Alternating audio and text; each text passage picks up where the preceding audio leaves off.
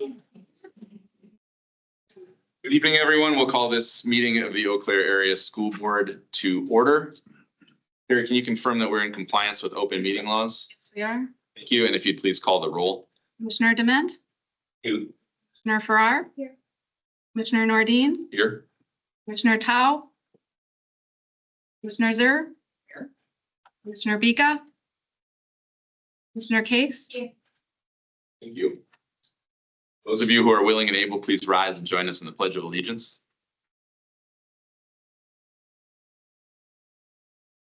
Pledge allegiance to the flag of the United States of America. And one nation under God, indivisible, with liberty and justice for all.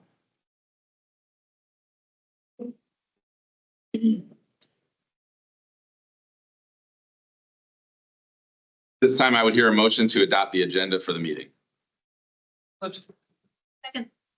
You motion by Zer, second by Farrar. Motion is to adopt tonight's agenda. Is there any discussion on the motion? Hearing none, we'll call the question. Motion to approve tonight's agenda. All those in favor, please say aye. And opposed? Have a meeting. As we always do, we start our meetings off with recognitions. For that, I will turn it over to Superintendent Johnson. Good evening, Chair Nordin, board members, and distinguished guests. We have one this evening. Mans Elementary School raised garden beds. On Saturday, August 2nd, Mans Elementary partnered with Memorial High School student Mirabai Rickert from Scout Troop 30 to build 2 raised garden beds on the Mans property. Mirabai is also a Mans alumna. The garden beds were designed and built through Ms. Rickert's Eagle Scout project and included a team of workers from Troop 30, Mans Elementary staff, and Mans students and family members. The garden beds will be used to teach students about food sources, composting, and community partnership. Mans's vision of being an inclusive community committed to partnering with families is coming to fruition. Mans is very appreciative of Ms. Rickert and thankful for partnership coordinator Karen Kai's extra time and special interest in the project. And tonight we are joined by Mirabai and Karen.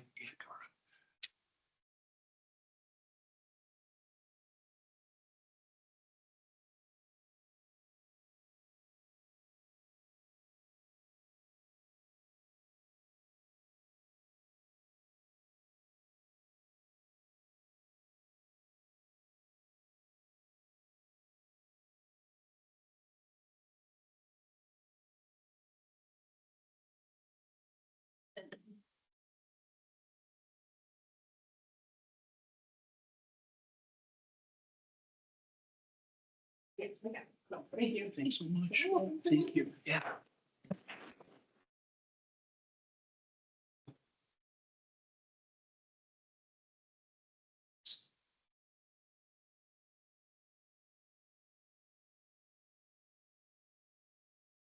Move on to our public forum. The board provides up to a 30-minute time period where community members who have signed up in advance may address the board. Each speaker will be given 4 minutes to address the board. We have several tonight, so I'll ask that you focus on additional or new information that subsequent speakers, as I know many of you are speaking on the same topic. There will be a timer up here. I will cut you off if you run over the 4 minutes. My apologies in advance for that. The school board does not hear personal complaints of school personnel nor any person connected with the school system in our public forum. When your name is called, please just come to the podium here, restate your name, and have your 4 minutes. So thank you for being here tonight. I apologize in advance also if I mispronounce anyone's name. First up is Valerie Yang. Yeah, please. Hi, I'm Valerie Yang. I go to Memorial High School and I'm a senior. I'm also the student council president and I'm also the student representative for the. I'm here today to talk about home language classes and the teacher that was.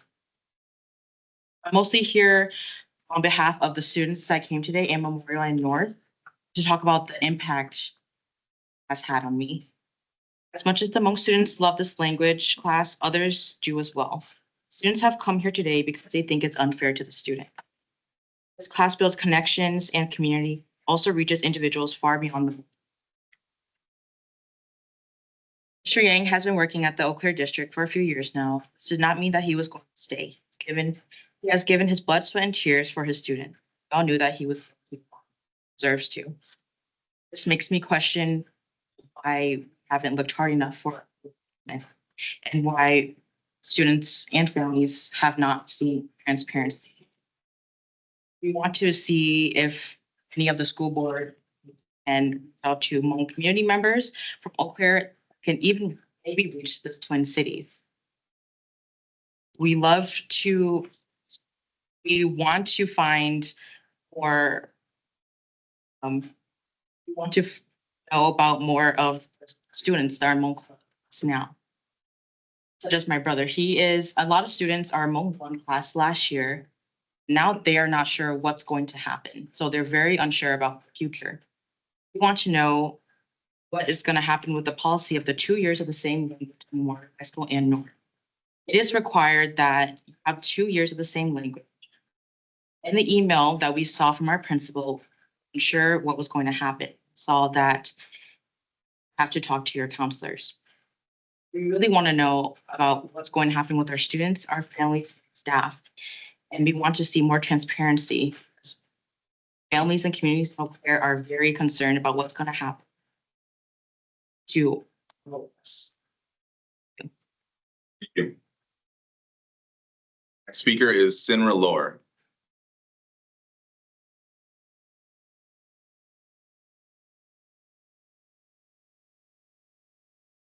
I'm here tonight to talk about the status of the Hmong language class.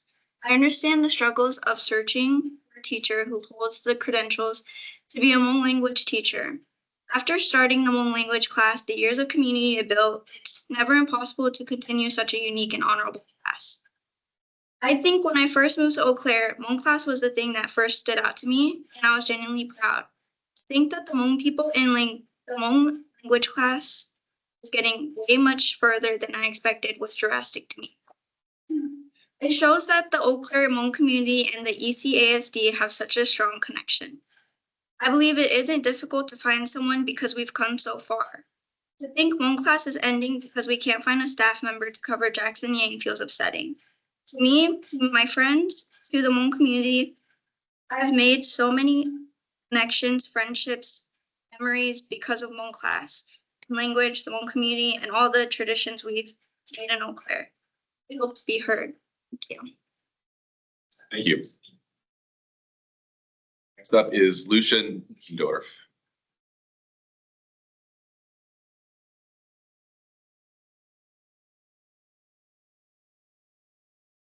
I came here today because I think I'm an example of how these classes don't just affect the Hmong community, but the greater community. I moved to Eau Claire not knowing much about Hmong culture. I'd heard a little about it in my classes, but it wasn't enough. When I took Hmong history and culture, I found it enlightening, interesting, and worth learning about, even though I am not Hmong. I always felt welcome and accepted. It was a special place for me. This class did not only make me a more well-rounded and whole person, but it helped me understand my peers and form friendships that I will always treasure. I'm not sure the reasons for not replacing Mr. Yang because I feel like it could be possible. But I think it is important to hold the district accountable for this great loss to our community. You. Next is Jessica X.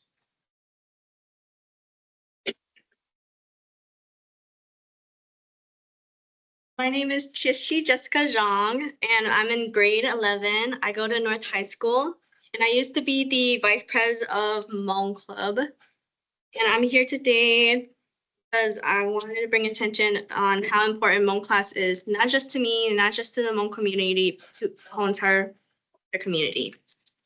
So just a few days ago, I received an email saying that Hmong class will not be continued, and those who would take it would have to go to school and you're gonna have to pick a different class. And I was really devastated when I heard that, because they said that they were gonna search for a new teacher for Hmong class. I was even planning to choose Hmong history and culture this year as well, but then I heard that there was gonna be no teacher for that class. I was surprised because the Clear community is huge as well, and you don't even have to choose a Hmong teacher as well. We just need a person who's highly educated in the Hmong community. Like when I was in middle school, I had a white teacher in this Hmong club, and the white teacher was the advisor of that club. They knew more Hmong stuff than I did actually, which was amazing, and I love that. It just shows that it doesn't have to be just Hmong people, but it shows that a lot of people want to learn more about us. And if we don't have this, then it feels like our Hmong culture like doesn't get the recognition that it deserves in Eau Claire. And yeah, that's it. Thank you. You. Next is U of Ang.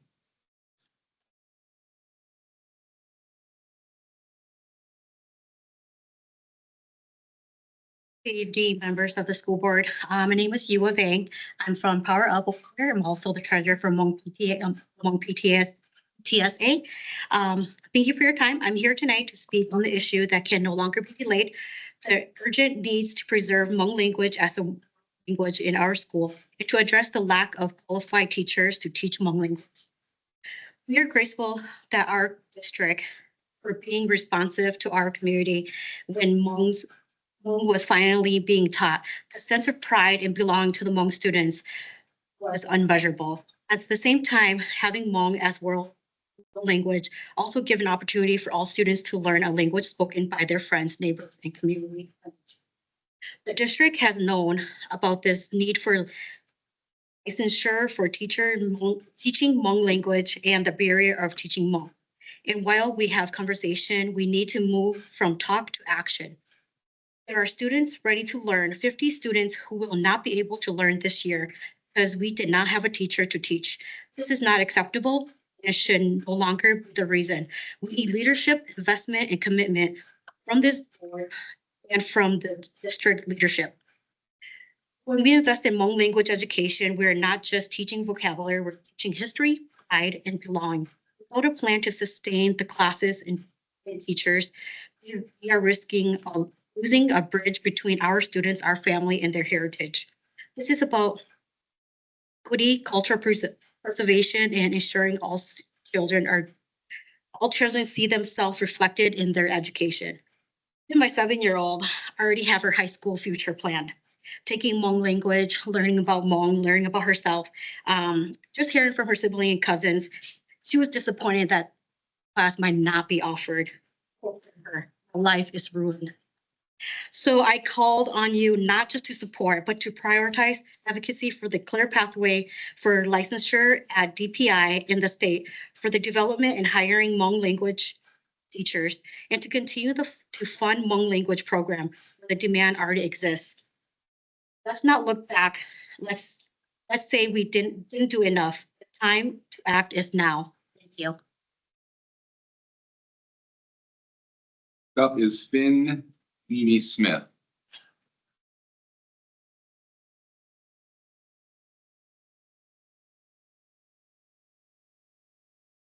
Good evening. Hi, I'm Finn Meyer-Smith, and today I am a senior at Memorial High School, and today I have come to support my friends. And as someone who is not Hmong, has grown up embraced with the culture and communities. I'm wondering, how are Hmong students supposed to feel represented and welcome in our communities and schools? Their language is inaccessible, and teaching their history is not required in our classes. How are they supposed to feel welcome? Thank you. Next speaker is Seth Roberts.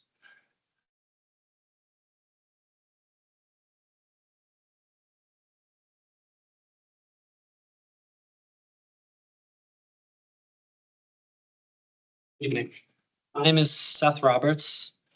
I'm a student at Memorial High School, and I'm someone who's looking out for my friends and people in the community who I've come to know so well and appreciate. And I see that there's something that's wrong with their current situation, and I want to use my voice to express the problem and support that as much as I can.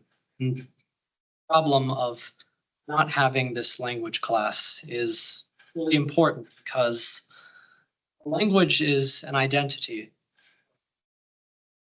And someone as myself, I'm not Hmong, but my mom is Filipino, and something that I've always regretted is that she never actually taught me the Filipino languages. And it's just something that I personally felt like I had lost the ability to express myself in another language, to not only know words, but know ideas and cultures and speak that naturally. It's like becoming a second person. You're able to speak another language. You develop two personalities. And like I said before, importance of having that identity as a small group in this community is really important. And I think it's a really great opportunity for this school board to step up and find a way to get a teacher, find someone who maybe isn't qualified by the technical standards, but someone who has the knowledge and the heritage to pass down the spoken tradition language. Because language is an important thing, and I know that the school district values it. And taking the step to at first create this class in the first place is really good, but requires maintenance. The class has to be sustained, and I've seen examples in other curriculums in this district. For example, at Memorial High School, our German class for 1 year did not have an in-person teacher, actually a virtual arrangement, a teacher who was in Germany. And I felt like there was something that was lost in that experience without the in-person connection. And obviously we still have German class, and I know we do now have an in-person teacher. So if we can put in the effort for all these other language courses, world languages in our school, then why can't we take the time to protect and sustain this language that's so important to people in our own community, that means so much in terms of history and cultural relevance and really bringing the next generation forward. Young people and people in this community are interested in culture. And I think if you take a stand now to make this class last, numbers will increase and more people, not just Hmong people, take an interest in this class. And really from there, so the problems will be solved by themselves because people want to support this class and give it the resources that it needs. So it just takes this chance from this board right now to make the jump and make sure that this class has a future going forward. Thank you. That concludes our public forum for the evening. Our legislative liaison, Commissioner Tao, is not present this evening, so we'll move directly ahead to the consent agendas. Board considers approval of each of the consent agendas without discussion and with one vote. Members have been provided background information or items have been discussed at a previous meeting. If board members wish to discuss any item, it will be pulled out of the consent agenda and voted on separate. As always, we begin with our superintendent's consent agenda, which tonight includes human resources employment report and Neola policy update. Your motion to approve the superintendent's consent agenda. So moved. By Bent, second by Bika. Motion is to approve the superintendent's consent agenda. All those in favor, please say aye. Aye. Aye. Opposed? Any abstentions?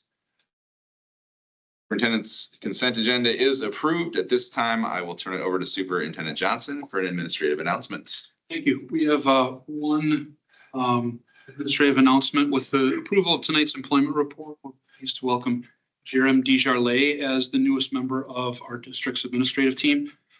Beginning, this was last week, Monday, the 11th. Jerem will serve as assistant principal at Robbins and Sherman Elementary Schools, supporting students, staff, and families.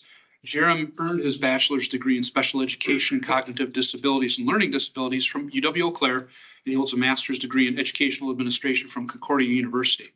He is licensed by the DPI as a principal and director of instruction, and is also holding teaching licenses in intellectual disabilities and specific learning disabilities. Jerem began his teaching career in 2003 at Mahone Middle School and went on to teach at Glendale Elementary, Senate Middle, and Black Hawk Middle Schools. In 2008, became Dean of Students and PBIS Coordinator at Black Hawk Middle School. From 2009 to 2019, he served as an assistant principal at Chippewa Falls Middle School, followed by his role as principal at Homestead Elementary from 2019 to 2023. Most recently, Jerem has served as principal at Tiffany Creek Elementary in the Boyceville School District. We look forward to the leadership and experience that Jerem brings to the district. Superintendent Johnson. Before we go forward, and I was just thinking the same thing, so thank you, Dr. Farrar. I know we have a lot of students who spoke tonight. Just because it might be your first time being here at a school board meeting, the school board does not respond to public comment. And because of the way that open meeting laws are structured in Wisconsin, we cannot speak on anything that's not on the agenda for tonight. So we welcome you to stay and watch the rest of our meeting and be a part of the community. But I did want to make clear that the board will not be speaking about Hmong language tonight. We legally cannot. So I just wanted to make that clear before we go on, just in case any of you would like to with your evening, but you're also very welcome to stay. We'll now move on to the board's consent agenda. Board's consent agenda this evening includes minutes of board meeting, August 4th, 2025. Equity statement, update and affirm. R1, mega result, affirm. OE1, global operational expectation, affirm. OE13, emergency superintendent succession. Changes to OE5, student success, and changes to board work calendar. Your motion to approve the board's consent agenda. By Farrar, second by Bika. Motion to approve the board's consent agenda. All those in favor, please say aye. Aye. Opposed? Any abstentions? The consent agenda is approved. We'll now move on to items reserved for board action. We have one action item tonight, and that is our insurance update, proposed changes from the administration regarding our direct access clinic.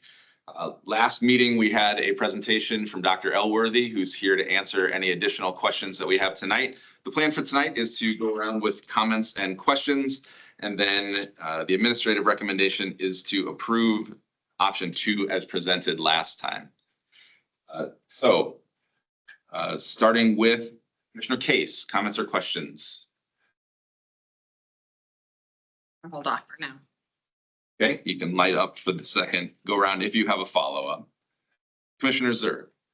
Okay, I wasn't here last time, so you get me now. Sorry. So I guess in looking through the slides from last time to this time, I'm wondering if you can give me a 30-second overview of exactly what the changes are going to be in the current direct access clinic, availability to the current direct access clinic that we have versus what the new proposal is saying. Because I want to clarify something that I guess I am concerned about, and I was concerned about it last time. And I don't see necessarily, there was kind of a mention of it in here. I have two questions really, but what I'm concerned about is we had a very specific question and a very specific concern, and I can't remember if it was Mark Goings or if it was Jeremy Trainer or someone related to the Teachers Association brought up a concern about losing access to their current providers. Is that what's going to happen if we approve this tonight? Will there be any changes in our staff's ability to access their current providers? So the recommendation is to end the relationship with the direct access clinics affiliated with what used to be called Marshfield. So those people are employed by Marshfield. Moving forward, so the answer is yes, the relationship would change if the board moves forward and approves this. We would have the same amount of access, if not more, by expanding Achieve Health. But just like any situation, you can't guarantee that you would access the same physicians if you change the relationship, having different access. So my concern there is that we said that they would not. When we went to self-insurance just very short time ago, that they would not lose access to their providers. And so that. Can I answer? I want to be clear. I've answered to direct access. However, if someone chooses to go to a network physician, all those remain the same. And I want to be absolutely clear. Sure. Direct access is specific for primary care. Right? The migration that we understand with primary care has been what I grew up for when if I went to the clinic, right, and I would see a physician. The last 5 to 10 years, that's been staffed differently by every clinic, correct? And so direct access clinics are doing is replacing another form of clinics which has been urgent care, right? Urgent care replaced a traditional clinic. Direct access is specific to primary care. So the role of primary care is, yes, to have a relationship. The current system that we have at Achieve has 30-minute and 60-minute appointments as opposed to shorter timeframes and where physicians or other providers are expected to have up to 8 visits an hour. Sure. And so what I want to be clear is the direct access physicians would not move to Achieve. However, which is incredibly important, our employees, whatever they chose, whether the narrow network or the large network, can retain the physicians that they have relationships with in the network. So. And the reason why the direct network clinics were expanded was because of the lack of access. People weren't getting to physicians. And so the reason for self-insurance was so that we can make our decisions to best serve our employees. It comes with a give and take, but to say we're not allowing people to maintain relationships with physicians, yes, in the direct, but the answer would yes, no, it wouldn't happen in the direct access, but within network for the specific, the expanded services, in case beyond primary care, the answer is yes. Right. So the other question I have related to that, and I'm very familiar with how primary care works because it's what I do long, but the situation that I'm curious about is if we have a direct access clinic with a very specific relationship with Sanford, Marshfield, and those providers have admitting privileges and they have a direct relationship with Marshfield Clinic and can refer into the Marshfield system and have direct relational access. So, for example, there are limits. For example, at Mayo, if somebody comes into a primary care clinic outside of the Mayo network and they are found to, have a hemoglobin of 7.2 and need an iron infusion, that provider cannot send a referral for that iron infusion into the Mayo system because Mayo only accepts internal referrals, meaning Mayo primary care physician can put that order in. So is that primary care physician that is now unlinked from Sanford going to be able to place an order for an iron infusion at Marshfield Clinic? Well, the question is that the goal? And as we've stated multiple times, is better healthcare navigation. We believe and I also want to introduce Deanne Hanschke, who is our in charge of payroll and benefits. She is the person, and maybe Deanne can answer things better than I can. But the purpose of working through Achieve was to set up, and we've set up over 12, I think up to 14 direct connections to help people access advanced care. Right now, and there's no reason in mentioning names, but my understanding, one of the large networks does not have a dermatologist in town. Referrals to a different clinic, right? Right now, we have a connection. So our promise is to get healthcare to people in a reasonable time. I believe it's 6 weeks. We can get an appointment in a dermatologist in 6 weeks. And so the answer is yes, we have a process for getting people the care that they need. So all specialty referrals into the Marshfield system will still be able to be made. And those relationships, because the other thing that you lose when you lose a network primary care physician is you lose direct relational access. So the resources allocated to network primary care, they can just usually internally message and or access a resource for, let's say, cardiology. They'll know exactly what test to order. They'll know exactly what to do because that cardiologist's stuff is all in that EMR and in that system. And so losing network primary care, even though on the surface, it looks like you're expanding access because you're providing more providers and there's more, longer time slots. And I'm not saying that's a huge benefit. My concern is that we have already taken, in my very short tenure on this board, we have really narrowed our staff down into what they can afford to do in their healthcare. And this is just another point in which we're doing it, we're just squeezing it a little bit more. And I understand where the increase in staffing and the increase in time might be beneficial, but what you lose for patients who are not just coming in for cough, colds, flus is actually access to more high quality referral systems. And if that chain gets broken between primary care to referral systems in this community, there's nobody to pick that up anymore.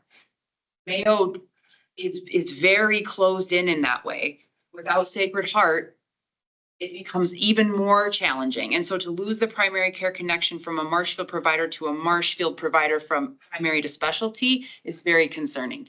And I understand that we've got systems figured out, but until I understand that these providers at Achieve will have the same access to specialty care within Marshfield Clinic and the same ordering and admitting privileges within the Marshfield system, Sanford system, that our current system has, I don't think I can support it because I will not limit access for our staff any more than we already have done over the past 5 years.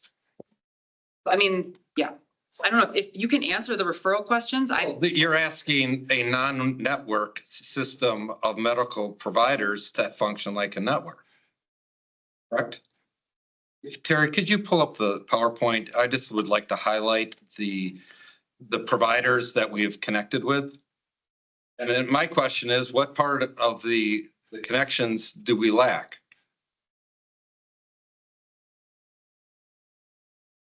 There, oh, right, go back. Sorry. There.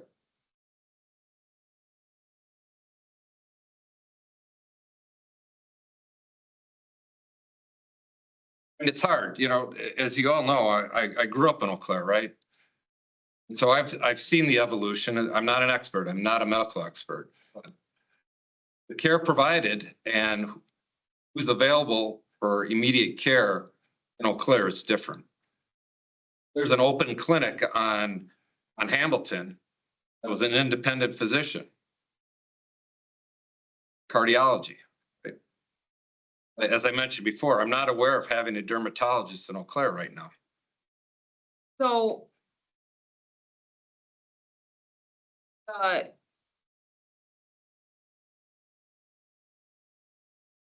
you're saying that if somebody needs a referral to dermatology, there's not one in the Marshfield system, so we send them to Hudson.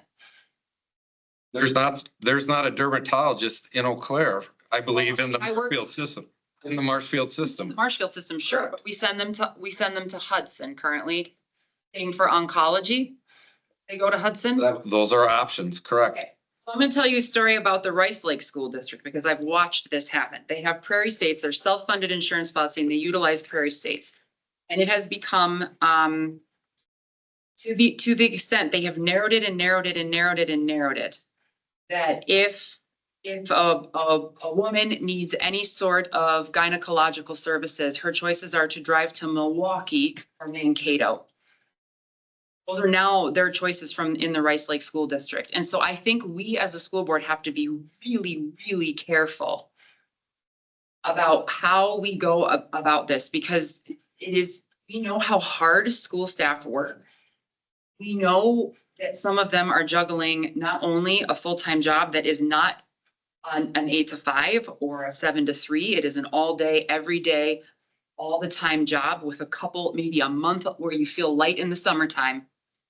Maybe, if you're lucky, and they have children at home who are in school, they have spouses who are working, they have busy lives. To make them drive to Hudson for dermatology, already, I get it, there's not one within the Marshfield system. I know Mayo has a dermatologist, Oakleaf has a dermatologist, so there are dermatologists here. So But I understand that within the Marshfield system, so my only concern is narrowing access anymore. And I'm not saying Achieve isn't a benefit, but I am saying I am not ready or prepared to get rid of direct access. I don't know that it's the right thing to do. I just don't, I'm not convinced. and I respect your opinion, just want to be clear. Our employees have access, regardless of the network they're in, to all the services you just discussed. Whether in the narrow or the broad network, they have access. The direct access, the change we're proposing, also has care navigation.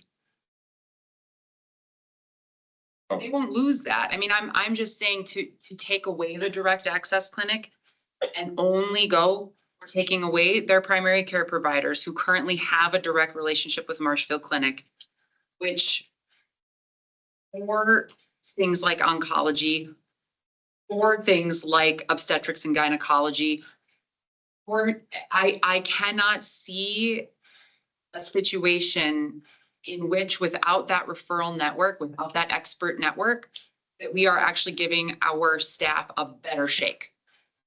I don't see it. So again, like, I'm sure that this clinic is a wonderful option and I think we should have it because I do think it's affordable and I think that what we built here is fantastic, but to remove direct access, I'm just not ready to do it. Commissioner DeMen, I don't think I have any further questions or comments. Dr. Farrar. Mika. Questions were answered during the last board. Want to reinforce that stands, as does everyone in the district. This is a very complex issue, what healthcare landscape looks like in our county in every step of the way. The goal is to improve services for us. It's always been the goal, every step of The case.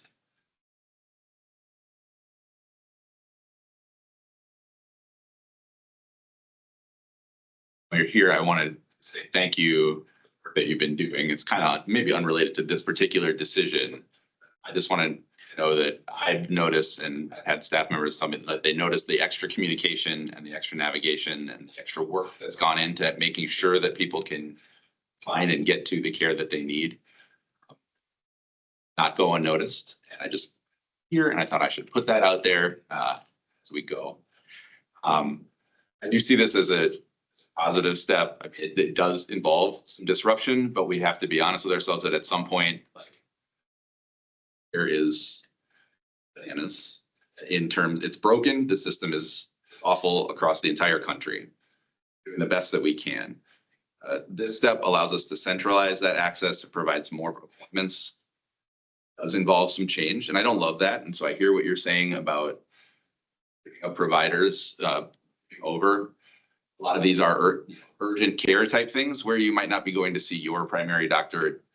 So I think some of the appointments at ODAC,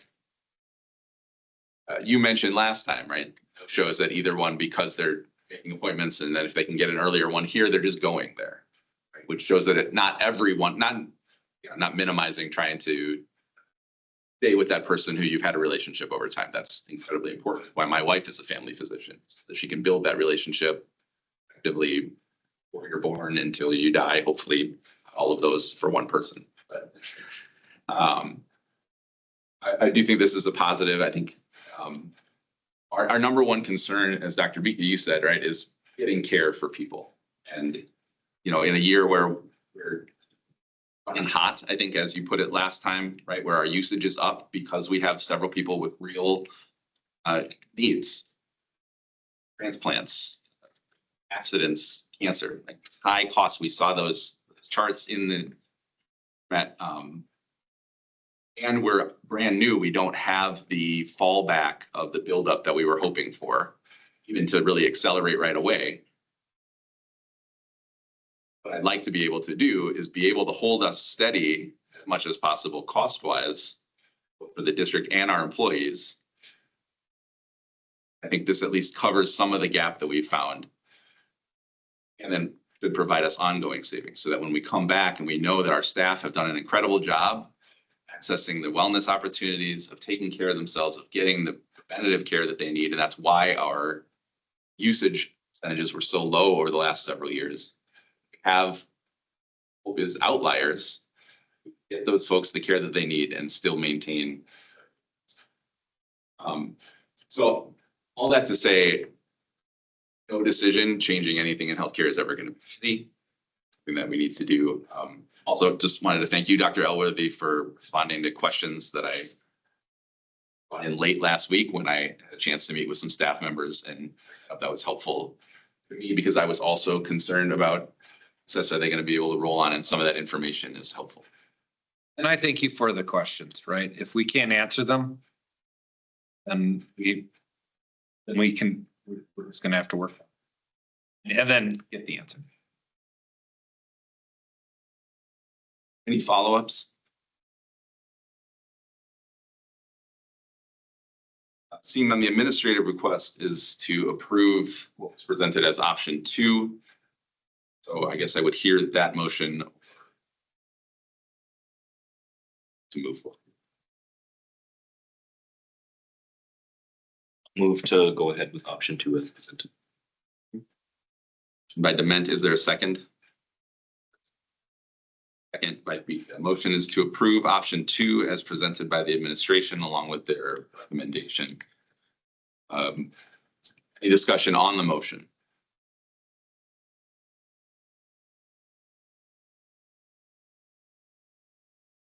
Seeing none, we'll call the question. Terry, when you're ready, please, a roll call vote. Motion is to approve option 2 in the insurance update as presented by the administration.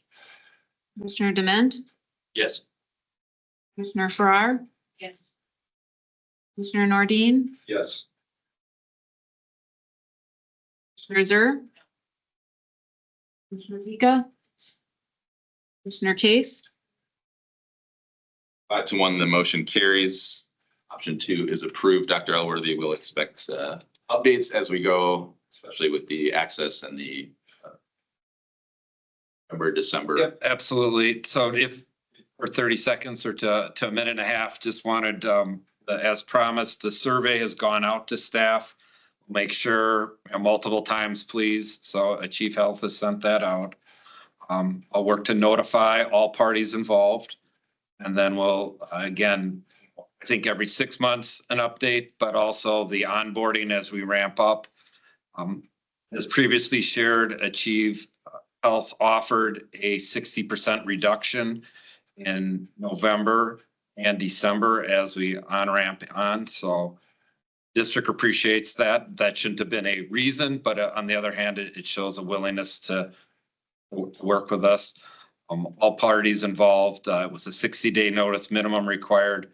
We're almost 120 days out. So all parties understand that this was on the table, and thank you for your time. Remainder of our time tonight will be devoted to a policy work session, catching back up with some of the items that we had left over from last time that we weren't able to get to. So at this time, I would hear a motion to adjourn to work session. By Farrar, second by Bika. Harry, when you're ready, a roll call vote. Motion to adjourn to work session. Commissioner Dement, Yes. Commissioner Farrar, Commissioner Nordine, Yes. Commissioner Zer, Commissioner Case, Our adjourn to work session will start, I got 7:45 right now. We'll start at 7:50.